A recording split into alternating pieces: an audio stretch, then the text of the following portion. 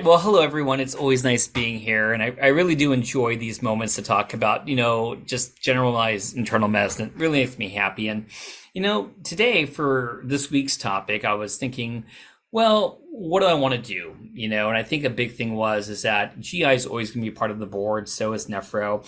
And these are kind of like small feedings, right? I don't get all the time in the world to meet all you folks. And GI is like this big, right? And so when we talk about, what topics I wanted to do, I wanted to actually conquer a topic in a very short period of time. And it's hard to do that when you say liver or pancreas or esophagus. So, what I thought would be kind of great, doing it a little bit differently, talking about the gallbladder, because I think we could master the gallbladder in 30 minutes, because I think that there are questions out there. There are very high yield questions out there. And I think that, with a small period of time, we're going to conquer it so you can take it off the checklist. Now, with that being said, don't get me wrong. When you talk about GI, they're definitely going to ask questions about the esophagus, especially about things like dysphagia. So when we talk about things like dysphagia, I want you to review the two main types. Is it going to be transport dysphagia, which is the classic one when we talk about things like esophageal carcinoma, when we talk about things like achalasia, or is it transfer dysphagia when you talk about masticating the food and bringing it back to the back of your mouth? They love talk about things like dyspepsia in general when you have pain, especially in the duodenum and the stomach. They love to talk about H. pylori as a cause of pain. So of course, these are things in the GI section you need to go over. There's no questions asked. But I feel, let's talk about the gallbladder. Let's master it. I'm going to give you every question possible. And then with the other half, I think that talking about nephro is going to be very important. And I really feel like if you got to pick one topic that's sprinkled throughout every part of medicine, it's got to be diabetes. Whether it's going to be diabetes and talking about the eye, whether it's going to be endocrinology, and of course, diabetes and talking about, kidney disorders and talking about, questions on the boards. It goes hand in hand. So it's going to be a gallbladder kidney day, really focusing on, diabetic kidney disease for today. So the first part of my lecture, I kind of gave it the catchy title, What's Up with My Gallbladder? I don't know, it just kind of rolled off the tip of my tongue really nicely. So let's get started. So I think before we go into any topic, it's always important to do a quick anatomy review and talk about some physiology, because you'll be amazed how any question they're going to give you, if you just understand the basics behind it, there's going to be no memorizing, and you can just kind of figure out, well, why is this patient having pain? Where could the solution be? So when we talk about the gallbladder, what's its function? So say this over and over and over again. Bile is made in the liver and stored in the gallbladder, and made in the liver and stored in the gallbladder. And that's what it does. And bile really helps your digestive system break down fats. And when you ask me like, hey, what is bile made of? Well, it's mainly going to be a mixture of cholesterol, bilirubin, and of course some bile salts. So how are you going to remember that and not have to memorize it? Well, when we talk about the major constituent of bile, of course it's going to be cholesterol. And on the boards, they're definitely going to ask you about how do you manage hyperlipidemia? And of course, the best answer is, lifestyle modifications, diet and exercise, of course. But, and if they're talking about different categories of drugs they're used to treat the lipids, don't get me wrong, the best answer is always statin, and more statins. And of course, if it's not going to be a statin and you want to think about other things that, help out, you could use things like ezetimibe and a statin. You could use these, injectable medications. They call the PCSK9 inhibitors. But what people forget about? There's something called bile acid sequestrants. Yeah, I don't really use those, but they're probably one of the first categories out there when we talk about hyperlipidemia. And how they work, they prevent you from reabsorbing bile. And where does bile get reabsorbed? In the terminal ileum. And if you don't reabsorb bile, then it kind of ends up, going in the toilet. And you know why you want to dump out your bile? Because it contains lots of what? cholesterol. So one of the first cholesterol-lowering drugs out there were these bile acids or glucerins. I guess the one name out there is what? Cholestyramine, but we don't really use those. Why? There's no mortality data, there's no survival data, and of course, side effect profile, because you're going to get all that, that GI upset and diarrhea and flatulence. So remember, bile just contains a lot of what? Cholesterol in general. So how does the gallbladder help other organs? Well, your gallbladder is connected to other parts of the digestive system through a series of, bile ducts. We're going to go through this diagram here on the right, and we call that the biliary tract. And of course, the biliary tract is a pipe-like system that carries bile from the liver to your small intestines. So when you look at this diagram on the right, we have our intrahepatic ducts. We have the right intrahepatic duct right here. And of course, we have our left intrahepatic duct right here. They kind of form the common hepatic duct. And then from there, we have going down and we get the cystic duct, which goes from the gallbladder, and it combines, with the common hepatic duct to form the common bile duct.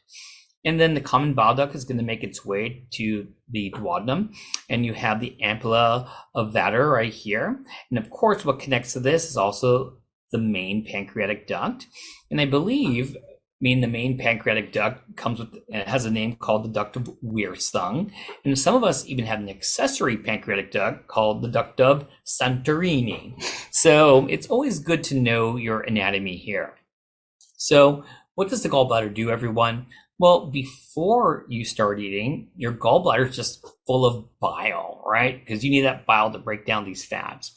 Then when you start eating, the gallbladder receives signals. And one of those signals is the hormone CCK, cholecystokinin. And that, tells your gallbladder to contract and squeeze.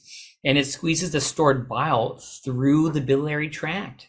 So after you eat, you can imagine your gallbladder is empty, and it resembles kind of like a deflated balloon, just waiting to be filled up again.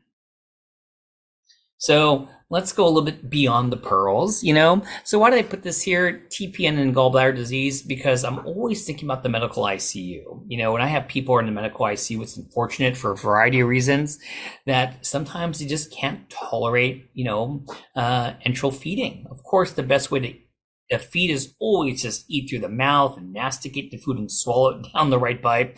And if you can't do that, of course, we think about putting in a feeding tube.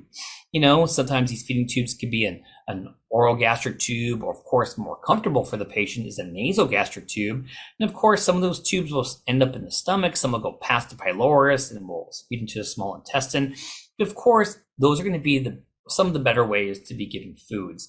And of course, in the medical ICU, there's never a rush to get to goal when it comes to these feeds. If you rush too much, these patients may aspirate. But there are people where the gut just doesn't work. And what do we have to do sometimes is think about total parental nutrition. And when we think about TPN, of course, there are always going to be consequences. And the consequence that jumps to mind is always going to be infections. Which ones? Fungal. Which fungal infections? Candida. And I'm not really thinking about just Candida, albicans. Of course, it's the non-albican species. So when we think about things like parapsilosis, glabrata, krusei, things that can be resistant to azole sometimes. So I'm always worried about giving TPN. But we also need to consider what's happening in the gallbladder when you give people TPN.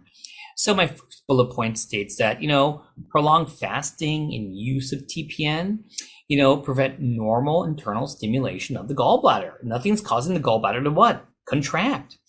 So this is important. In a normal state, the gallbladder avidly absorbs water from the bile. Thus, if the bile remains in the gallbladder for a long period of time, it can become overly concentrated with things like cholesterol, and you get stone formation. So sometimes, when you're on TPN, they'll give you a little CCK, cholecystokinin, as prophylaxis to make sure you're still contracting that gallbladder. So I thought that was kind of interesting. And what do we see in this picture over here? Here's our gallbladder. Look at all these receptors. These are receptors for what? CCK. So of course, as food's going down the stomach, through the pylorus, to the first part of the intestine, you release the hormone CCK. It's going to contract that gallbladder. So what about asymptomatic stones. So gallstones are commonly discovered, when you're just getting an ultrasound for just unrelated reasons. When you order a CT for unrelated reasons, you could just see some gallstones in there. And let me just say that incidental gallstones are typically the patient is asymptomatic. And doing a air quote prophylactic cholecystectomy is not really recommended. But when is? So in the third bullet point down here, cholecystectomy is indicated in asymptomatic patients with characteristics posing high risk gallbladder cancer. So if you have risk for developing gallbladder cancer, then you may consider doing a cholecystectomy in an asymptomatic person. So what are these high risks? Well, number one, if you have gallstones larger than 3 centimeters. Number two, if you have a porcelain gallbladder, and I'll show some pictures of that coming up. And number three, if you have gallbladder polyps, then greater than 1 centimeter.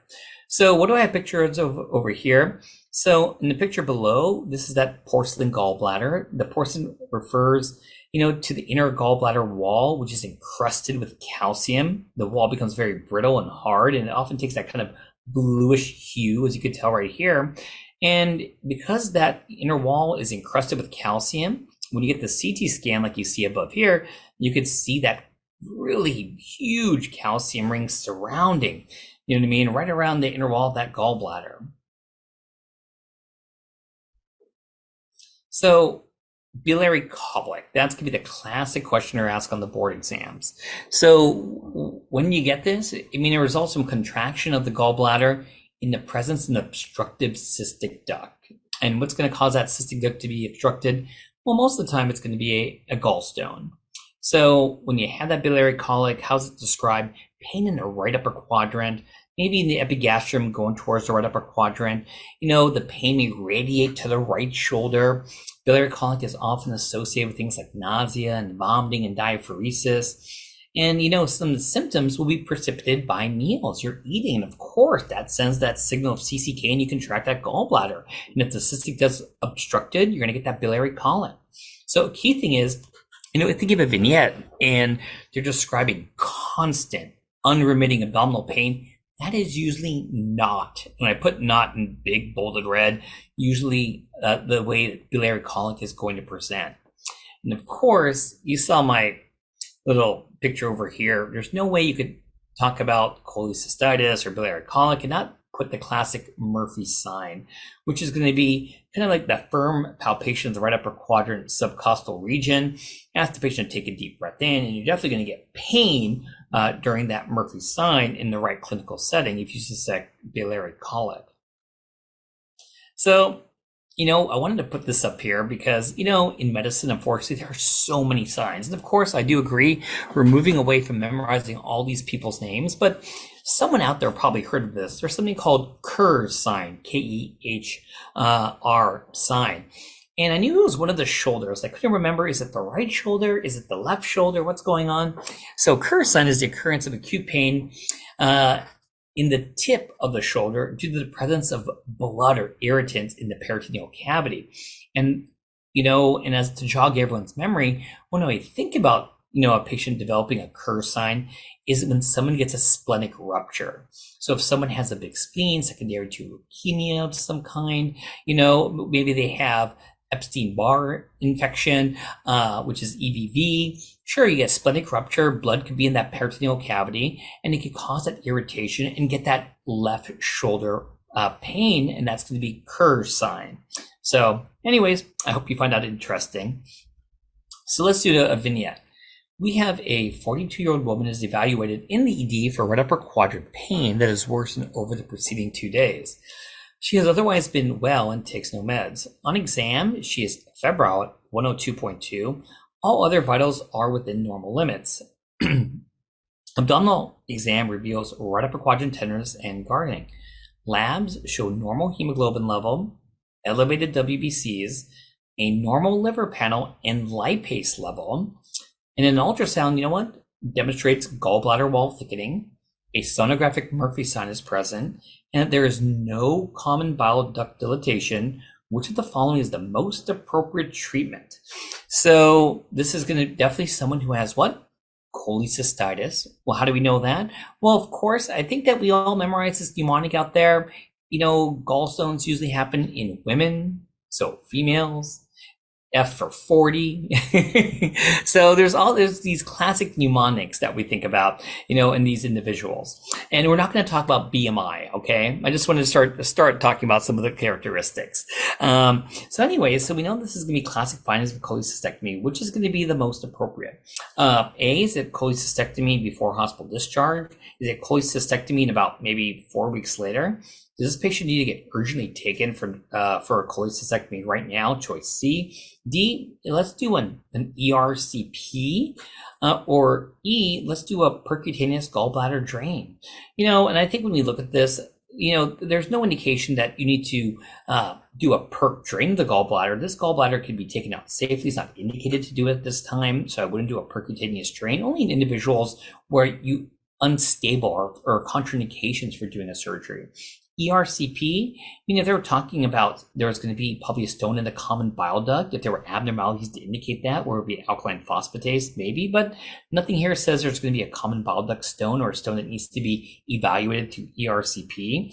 The answer is not rushing these patients off to the OR at that exact moment, especially if they're going to be septic, especially if they haven't got antibiotics being initiated yet. So it really comes down to doing a cholecystectomy. Should it be during this hospital stay or, afterwards? And the answer is not even a question. This is going to be done hopefully before hospital discharge. So acute cholecystitis can be diagnosed with ultrasound like I did here. Don't forget the positive Murphy sign. Treatment of acute cholecystitis is always going to be analgesia. These patients are going to be in pain. IV antibiotics. You definitely want to cover gram negatives and anaerobes, and you definitely want to think about a cholecystectomy before hospital discharge. So for acute cholecystitis, a couple of things you should know for the board exams. I mentioned it's due to an obstruction in the cystic duct. The gallbladder results in being inflamed. And of course, we worry about them being infected. Of course, we think about polymicrobial infections, really focusing on gram negatives and focusing on anaerobes. So lab studies definitely could show leukocytosis. Liver chemistries, whether it could be the transaminases, tend to be normal. Definitely the functional labs of the liver tend to be normal, whether it be bilirubin or albumin or PT, PTT, INR. Unless there's a complication with a common bile duct obstruction. And we did mention about the alkaline phosphatase. So acute cholecystitis could always be suggested by the ultrasound, showing the gallbladder wall thickening. And one thing I do want to mention, everyone, is the HIDA scan. Everyone always talks about it. So it's the lack of gallbladder filling on the hepatobiliary acid scan. A HIDA also supports the diagnosis. So when we talk about this, I put a picture up here of a normal HIDA scan where you see filling of the entire biliary tree. You have the gallbladder over here. You're going to have the common bile duct over here. And you're going to have the intrahepatic biliary ducts over here. And you get good filling. So this is a normal HIDA scan. If you did not get filling, then that HIDA scan without filling will be indicative in the right clinical setting of someone who may have, cholecystitis. So how do we treat it? Of course, right off the bat, we said, IV fluids, antibiotics, watching for sepsis, and of course, cholecystectomy. Most patients should undergo this during the hospitalization. Emergent, remember one of the choices was, do you do emergent surgery? And really, when you do that on the boards or clinically, when you see the words emphysematous gallbladder, and I put some pictures up there, if it's going to be an emphysematous gallbladder or gallbladder perforation, you definitely want to think about that. Look at this gallbladder with all this air surrounding it. Now, in patients who are not surgical candidates and do not respond to antibiotics, doing percutaneous cholecystectomy or percutaneous cholecystostomy tubes, or even thinking about an endoscopic drainage can be pursued. So, of course, remember what separates when you have infections in the abdominal cavity or urinary cavity versus the lung. It's always source control. So when you have an infection in the abdomen or somewhere in the urinary tract, you not only want to give the right antibiotics, you need to drain it if necessary. So that's why we would do things like doing the percutaneous cholecystostomy tubes if necessary, or even an endoscopic drainage if necessary.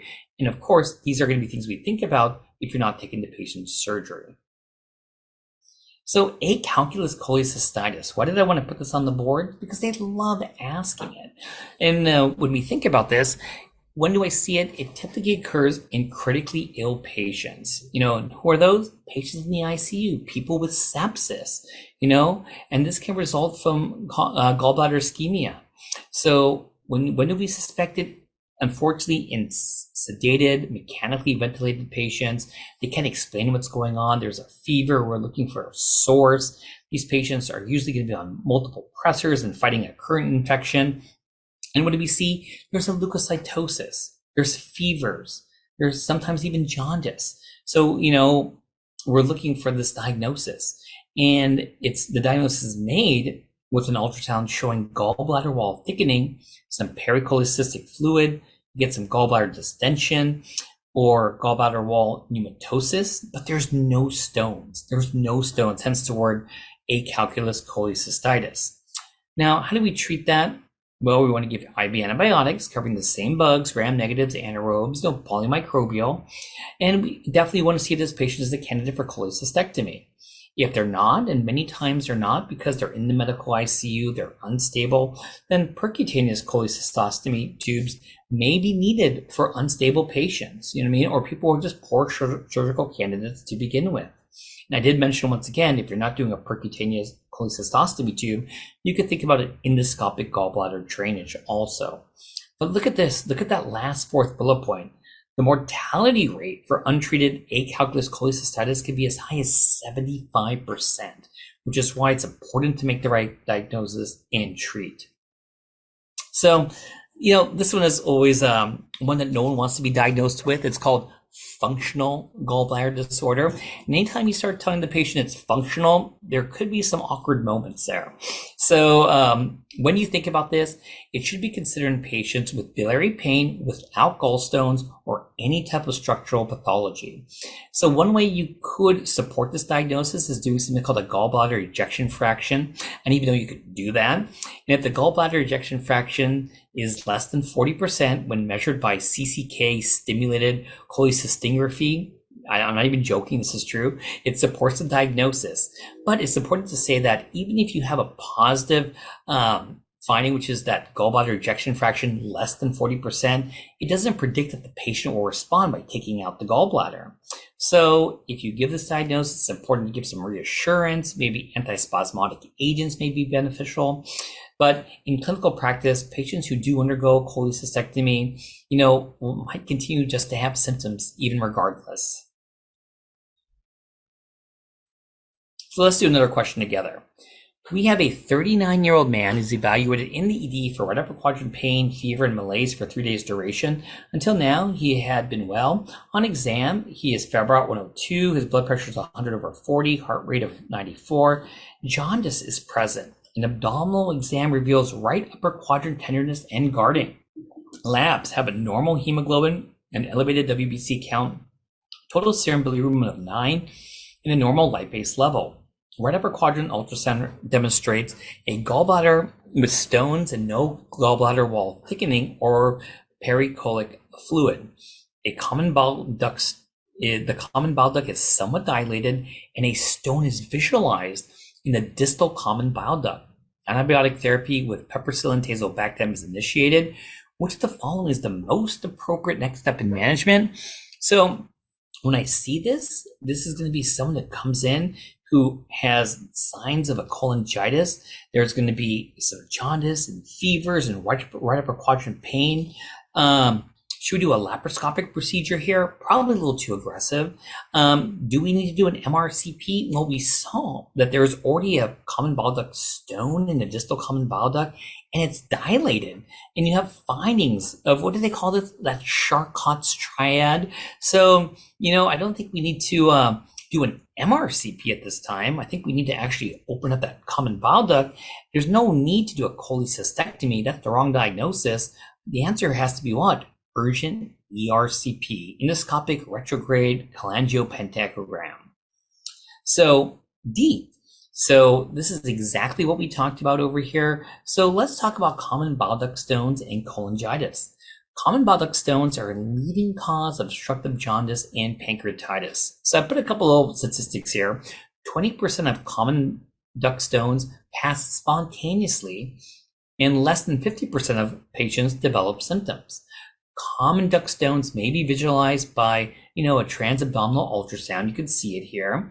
And this picture here is, an ERCP, just for everyone who's wondering.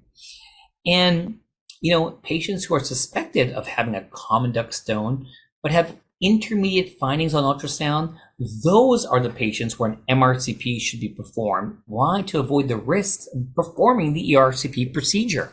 So common duct stones should be removed urgently with ERCP in patients with cholangitis.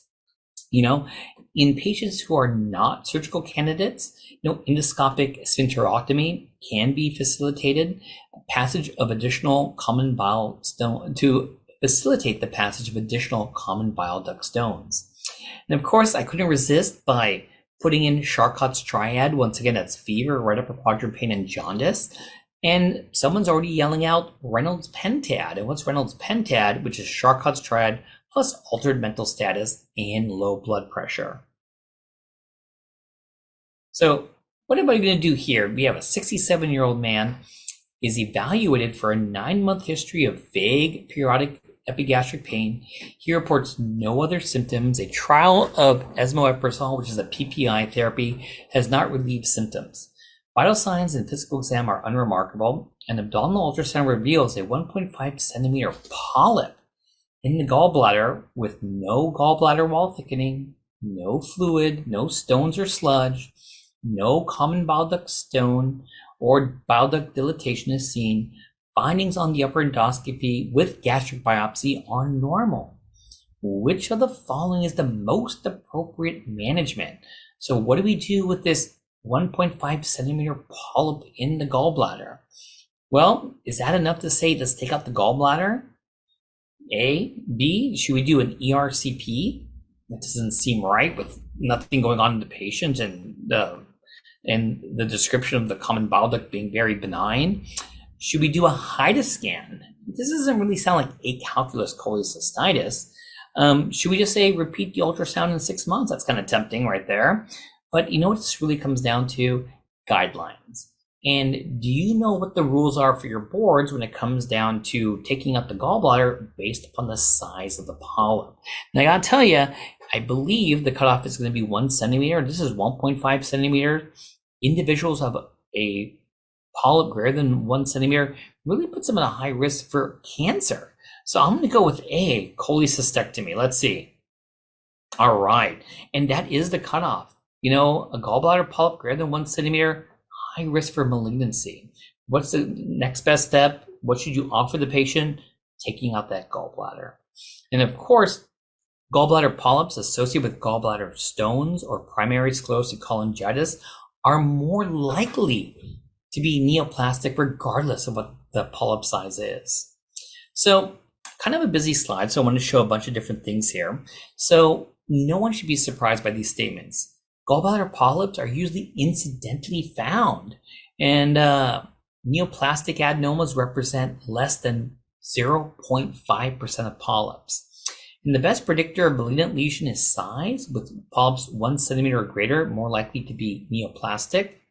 And I put a picture here to show all the different things that could be in your gallbladder. Polyps, metastasis, carcinoma. You could have sludge. You can have stones. So it's very important that you read the results of the ultrasound when you get it. And what is this diagram here on the right? Just to help guide you on your boards of what to do next when you find a polyp. So when you have a gallbladder polyp of any size, associated with gallstones, biliary colic, associated with primary sclerosing cholangitis, then yes, the answer is cholecystectomy. Take it out. If the answer is no, then you look at size. And if the polyp's less than 5 millimeters, you can repeat the ultrasound in about 1 year to see if it's increasing in size. If it's greater than 5 millimeters, then you go down here, and if it's a polyp 6 to 9 millimeters, well, you can repeat the ultrasound in 6 months. And then, of course, if it's greater than 1 centimeter, what do we say? You go straight to cholecystectomy. So gallbladder cancer, I think we need to talk about this, is rare, and the gallbladder is a reservoir for Salmonella typhi. So of course, on your boards during the infectious disease section, they're going to talk about Salmonella and they're going to divide it into the typhoid and non-typhoid species. And people with Salmonella typhi are chronically infected, and these patients are high risk for gallbladder cancer because it's a reservoir where Salmonella typhi likes to lay dormant in there. Gallbladder cancer can present with biliary colic in early stages, right upper quadrant pain, nausea, vomiting, weight loss. And of course, these symptoms, such as the weight loss and jaundice, definitely occur in advanced cancer. And, the truth is, early gallbladder cancer is most commonly diagnosed accidentally, incidentally, and sometimes you find it after you do a cholecystectomy is performed for biliary colic. You're like, oh my God, what does the pathology show? There's cancer there. So the treatment of choice for gallbladder cancer, of course, is definitely going to be surgery. Now, I had to put this here because I remember when I was studying for boards, there was always something called a Klatskin tumor. I don't know if anyone remembers that. That's always going to be when they can just throw you that curveball on the board exams. So a Klatskin tumor is a type of cholangiocarcinoma that begins in the area of the hilum, where the left and right bile ducts join and leave the liver. It was named after, Gerald Klatskin, who in 1965 described almost 15 cases. So when you're looking at this, the hilum is going to be right around here, and it's going to be the area where the left and right bile ducts, so you got the left bile duct over here and the right bile duct over here, they join and leave the liver. So you can see this, what they call Klatskin tumor. So it is a cholangiocarcinoma. Cholangiocarcinomas for the boards have three main types: intrahepatic type, they have a perihilar type, and there's a distal bile duct. That's going to be distal to the cystic duct. So what are the risk factors for getting cholangiocarcinoma? Well, having primary sclerosing cholangitis, of course, having choledochal cysts, having the metabolic syndrome in general puts you at a high risk. Diet, talking about diabetes, elevated BMI, hyperlipidemia, hypertension. And symptoms of cholangiocarcinoma could include jaundice, right upper quadrant pain, and constitutional symptoms. So when we talk about, working these patients up and making the diagnosis for cholangiocarcinoma, it really depends. If you have the intrahepatic type, usually you could get imaging like CTs or MRIs. You typically need a biopsy for confirmation. They can be associated with the elevated tumor marker 19.9, but this is supportive of the diagnosis, but it's not 100%. And of course, first-line therapy is going to be resection. If you have the perihilar cholangiocarcinoma, really difficult to diagnose, but if you do an ERCP, you could do some bile duct brushings and look for cytology. Important thing is for the perihilar cholangiocarcinoma, if you do a percutaneous or transluminal biopsy, they may exclude you from liver transplant because of the risk of tumor seeding. So I wouldn't know that. And the distal, very similar, for diagnosis such as the perihilar, and the preferred treatment for the distal is a pancreadoduodenectomy. So taking out the pancreas and some of the duodenum in these cases. So with that being said, I gotta tell you, we nailed the gallbladder. We went through all the possible things they could ask you on the board exams.